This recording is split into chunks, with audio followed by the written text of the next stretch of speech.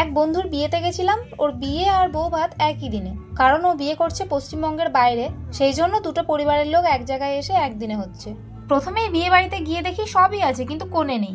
সবাই গিফট হাতে দাঁড়িয়ে আছে কনে আসার অপেক্ষায়, কিন্তু তখনও কেউ জানে না কনে আসতে এখনো 2 ঘন্টা বাকি। এদিকে আমার কোনো বন্ধুও এখনো আসেনি, কারণ তারা সবাই বরের সাথে আসবে বরযাত্রী হয়ে। আমারও তাদের সাথেই আসার কথা, কিন্তু যেহেতু আমাকে তাড়াতাড়ি বাড়ি যেতে হবে সেজন্য আমি আগে চলে এসেছি। যদি আগে জানতাম তারা এত লেট করবে তাহলে আমি কখনোই এত আগে আসতাম না। এত ঠান্ডার মধ্যে বন্ধুর বিয়েতে একা বসে থাকা খুবই বিরক্তিকর। যাই হোক, এরপর দেখলাম কারোরই যখন পাত্তা নেই, তখন একাই চলে গেলাম খাবারের স্টলে। স্টল তো অনেক কিছুরই ছিল, কিন্তু আমি ফুচকা আর 3 রাউন্ড চিকেন পকোড়া খেয়ে একটু ব্রেক নিলাম, কারণ বাকি যেগুলো ছিল সেগুলোর আমি কিছুই খাই না বলতে চা কফি খেলে আমার জিভ পুড়ে যায়। আর যেহেতু চিকেন পকোড়া খেয়েছিলাম সেজন্য ভেজ পকোড়া আর খাইনি।